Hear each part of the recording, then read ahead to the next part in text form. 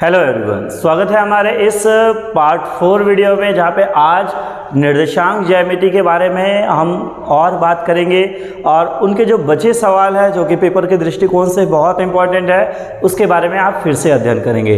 तो देखिए, आज हम बात करेंगे रेखा की प्रवणता से रिलेटेड सवाल का। देखिए, यदि आप पार्ट 1, पार्ट 2 या पार्ट 3 का वीडियो अभी तक नहीं देखे हैं तो सबसे पहले आप ये वीडियो जाके देख लीजिए ताकि आपको डिटेल से समझ आए ये पार्ट 4 का वीडियो। तो चलिए बात करते हैं पार्ट 4 में कैसे टाइप के क्वेश्चन आज मैं आपको सॉल्व कराने वाला हूँ। तो आपने थंबनेल में देख चुका है कि हम आज दो तरह से क्वेश्चन सॉल्व करेंगे, दो सवाल, जिसमें से पहला सवाल ये है कि एक सरल रेखा का समीकरण ज्ञात करना है जिसकी प्रवणता आपको 10/3 और बिंदु आपको दिया है 0.5 से होकर दिया जाए। ठीक है, तो ये सवाल हल करने से पहले आपको नॉलेज रहना चाहिए ये सरल रेखा का जो रूप होता है, ठीक है, जो पहचान होता है जब प्रवणता रहता है तो उसका जो सूत्र रूप होता है वो ये होता है y = mx + c। ये वाला जो होता है वो प्रवणता होता है और c जो होता है वो अंतःखंड होता है। ये होता है सरल रेखा का रूप और समीकरण होता है सरल रेखा का, ये होता है ax + by = c। कहने का मतलब आपको x वाला एक संख्या रहना चाहिए, y वाला एक संख्या रहना चाहिए, विदाउट x या बिना y वाला। दूसरी चीज, प्रवणता जो वैल्यू दिया जाएगा वो तो आपको ये रहना चाहिए, बस आपको इतना पॉइंट याद रखना है। बिंदु निर्देशांक होता है x और y के मान में पहला मान जो रहता है वो x का, दूसरा मान जो रहता है y का। और जो रेखा यदि कोई सरल रेखा है, ठीक है, यदि उस कोई बिंदु से होकर जाती है तो मतलब ये समझना कि उसका x और y का मान वही बिंदु होता है। ठीक है, तो चलिए मैं इसको सॉल्व करता हूँ, आपको समझ आ जाना चाहिए। I hope. देखिए, उस सरल रेखा का समीकरण ज्ञात करना है जिसकी प्रवणता 10/3 है।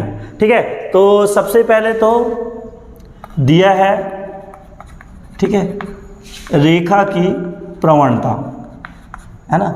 रेखा की प्रवणता हमको दिया है क्या, प्रवणता मतलब m दिया है, m का मान दिया है 10/3 है ना। रेखा की प्रवणता हमको 10/3 दिया है। अब बोलता है कि उस सरल रेखा का समीकरण ज्ञात करना है। तो मैंने बताया कि सरल रेखा का जो रूप होता है प्रवणता वाला ये होता है। ठीक है, तो माना, ठीक है, सरल रेखा का समीकरण क्या चीज़ है, y = mx + c। ठीक है, ये है। अब हमें इसमें जिसका मान पता है वो रख देते हैं। y = m का मान कितना है 10/3, साथ में x + c का मान कितना है आपका नहीं पता। ठीक है, तो सबसे पहले आप ये लिख देना y = 10/3, ये m का मान 10/3, c का मान नहीं पता।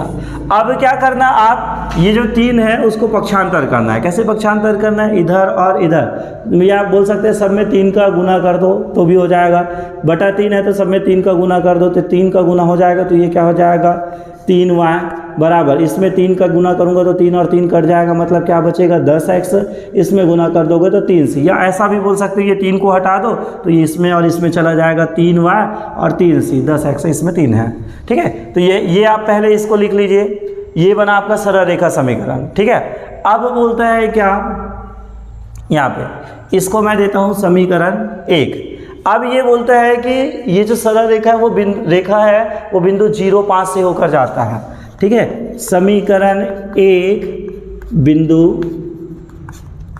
0.5 से होकर जाता है। ठीक है, आपको याद रखना ये जो क्वेश्चन है वो बोल रहा है कि ये 0.5 से होकर जाता है। तो कैसे सॉल्व करेंगे, 0.5 मतलब x का मान 0, y का मान है 5।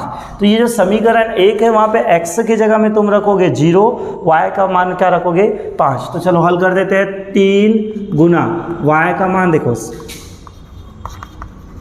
ठीक है, समीकरण 1 से बोलते हैं 3 गुना 3y है तो 3 गुना y का मान कितना आया 5, 10 गुना x का मान कितना आया 0, प्लस 3 गुना c का मान हमको नहीं दिया है।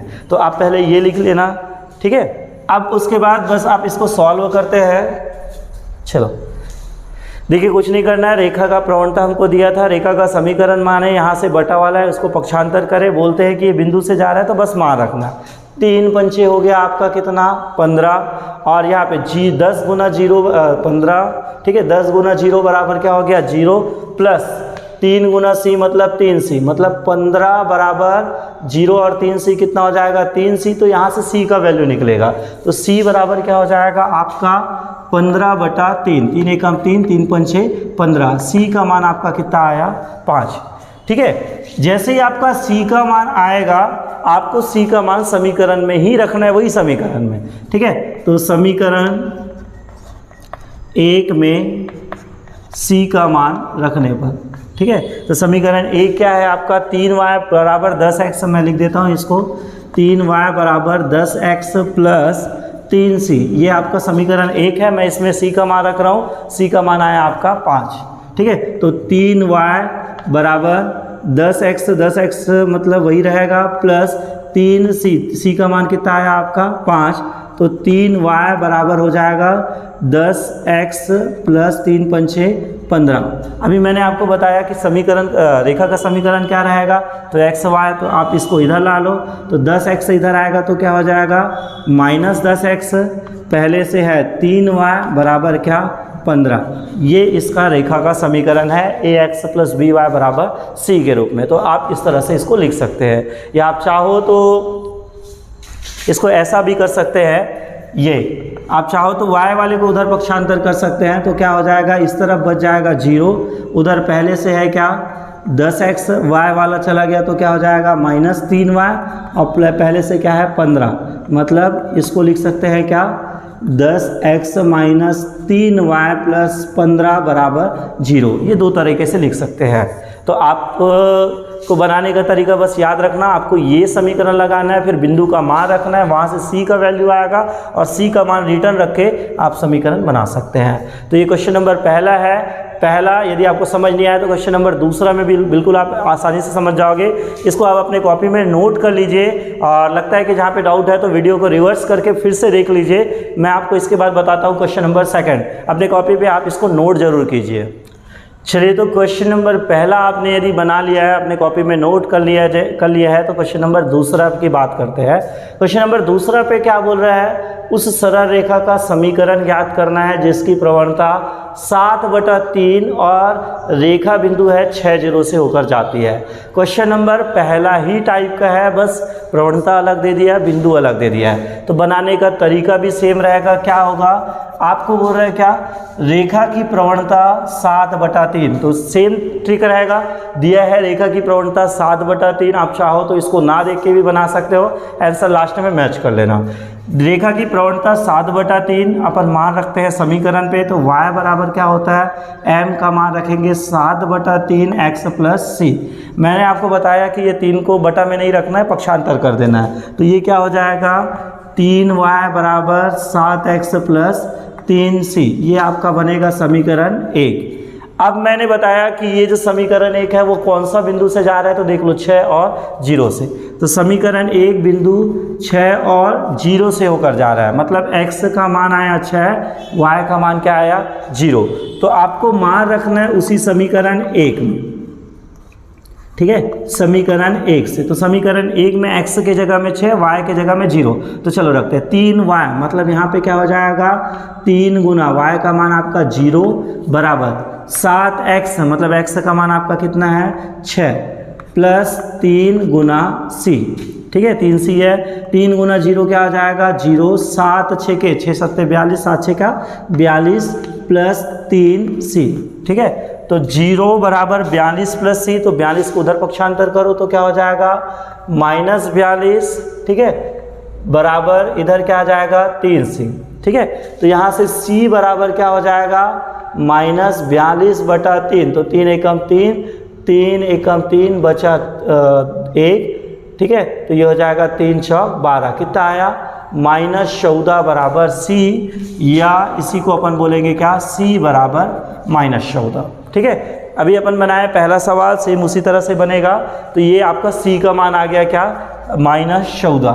अब उसके बाद क्या करना है अपने को, c का वैल्यू फिर से उसी समीकरण में रखना है, तो समीकरण 1 से, ठीक है, तो समीकरण 1 से क्या है 3y बराबर 7x प्लस, ठीक है, 3y बराबर 7x प्लस 3c, तो c के जगह में अपन क्या रख देते हैं -14। अब यहाँ पे हल करते हैं 3y बराबर 7x प्लस माइनस क्या हो जाएगा, -3 गुना 14, तो 14 तिया हो गया 42। मैंने बोला कि आपको सभी को एक तरफ रख देना है, तो इसको इधर से उधर पक्षांतर करते हैं तो क्या हो जाएगा 0।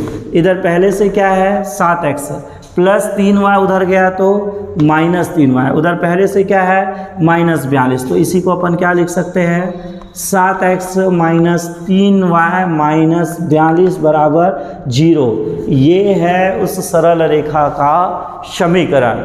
तो ये रहा आपका दूसरा सवाल, इसे भी आप अपने कॉपी में नोट कर लीजिए। मैं बार बार आपसे यही कहूँगा कि practice make to man perfect, practice ही इंसान को सफल बनाता है। आपको इसको बार बार प्रैक्टिस करना है, बार बार अपने कॉपी में बनाना है, तब आपसे ये सवाल बनने वाला है। तो आप इसे अपने कॉपी में बिल्कुल नोट कर लीजिए। और वीडियो अच्छा लगा तो लाइक ज़रूर करना है, चैनल सब्सक्राइब, शेयर, और ज़्यादा से ज़्यादा हो सके तो इसको प्रैक्टिस के रूप में आप चारों पार्ट पूरा देखिए। इसमें टोटल 4 पार्ट बना है निर्देशांक ज्यामिति में। आपको अगला जो पार्ट है वो सभी टॉपिक वाइज आपको 10वीं के पूरे गणित का जो है मेन कोई क्वेश्चन आपको इस यूट्यूब चैनल में बिल्कुल मिल जाएगा। तो आप इस सवाल को भी अपनी कॉपी में नोट कीजिए। मिलते हैं अगले चैप्टर 7 पे।